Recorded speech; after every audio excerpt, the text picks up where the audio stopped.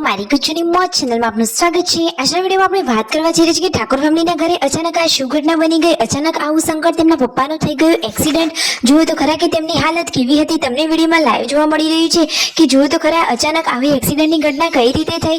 દોસ્તો ઘરના બધા જ લોકો ગભરાઈ ગયા હતા, પછી તેમને હોસ્પિટલ લઈ ગયા, ડોક્ટરે શું કહ્યું, શું ટ્રીટમેન્ટ કરી, એ બધું જ તમને આ વિડીયોમાં જાણવા મળી રહેશે। તો મારી ચેનલ પર નવા હોય તો ચેનલને ફટાફટ લાઈક શેર એન્ડ સબસ્ક્રાઇબ કરી દો।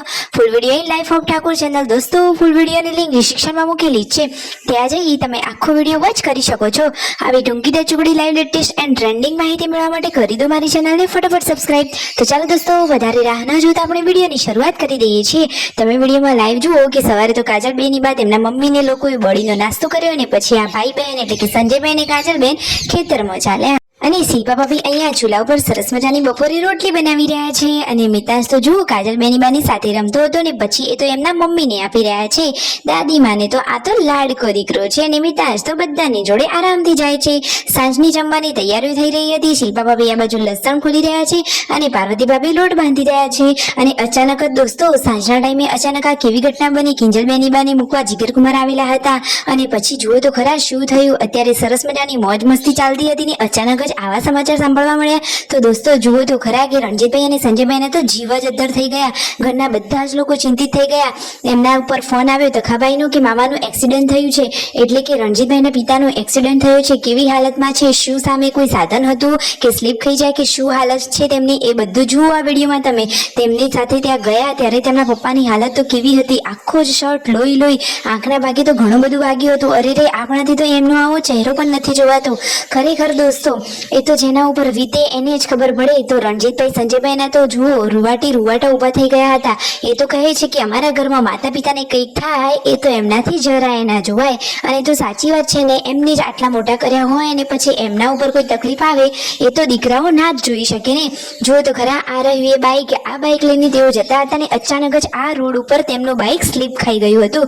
તો અચાનક ત્યાં સ્લીપ ખાઈ જવાથી તેઓ પડી ગયા હતા અને તેમને આ માથામાં એટલે આંખના નીચેના ભાગમાં વાગ્યું છે અને એ ભાગ એટલો બધો સોલાઈ ગયો છે કે ત્યાંનું લોહી જ બંધ નથી થતું। પછી ત્યાં નાના દવાખાને પાટાપિંડી કરાવી એમને ઘરે લાવવામાં આવ્યા। બધા જ લોકોએ તેમની સમાચાર પૂછ્યા અને તેમને એકવાર જોયા પછી તેમની આ હાલત જોઈ બધાને થોડીક શાંતિ તો થઈ જ કે વધારે કોઈ તકલીફ નથી, પરંતુ દોસ્તો છતાંય તેમને તો લોહી જ બંધ નહોતું થતું। અને જુઓ તો ખરા પછી ગાડીમાં લઈ અને તેમની મોટી હોસ્પિટલે લઈ ગયા અને ડોક્ટરે ટ્રીટમેન્ટ કરી અને કહ્યું બધું જે ભાગ હતો એ સાફ કર્યો અને કહ્યું કે ટાંકા તો લેવા જ પડશે। જુઓ તો ખરા કે ભગવાન માતાજીની એટલી દયા કે વધારે કોઈ ઈજા નથી થઈ અને આંખ બચી ગઈ, એ બહુ મહત્વની વાત કહેવાય। તો એમને ત્યાં આંખના નીચે 8 જેટલા ટાંકા આવ્યા છે। દોસ્તો હવે તો તેમને થોડું સાચવવું પડશે, પરંતુ બીજી બાબતથી તેઓ સહી સલામત છે એટલું સારું કહેવાય। તો સંજયભાઈ, રણજીતભાઈ બધા જ લોકો ઓચિંતાના તો ગભરાઈ જ ગયા હતા, પરિવારમાં પણ બધા લોકો ચિંતિત થઈ ગયા હતા। કાજલબેની બા તો પપ્પાની સાથે અહીંયા હોસ્પિટલ આવ્યા હતા, પછી તેમને લઈને ઘરે આવ્યા, બધા લોકોએ થોડુંક જમી લીધું।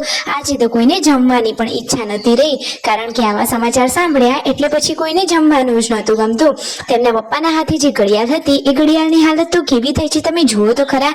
એક ઘડિયાળની હાલત આવી થઈ છે તો દોસ્તો માણસની તો શી દશા થાય તમે જુઓ તો ખરા।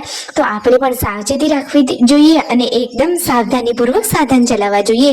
મારી આ વાત અને માહિતી સત્ય સચોટ લાગી હોય તો ચેનલને ફટોફટ કરી લેજો લાઈક, શેર એન્ડ સબસ્ક્રાઇબ।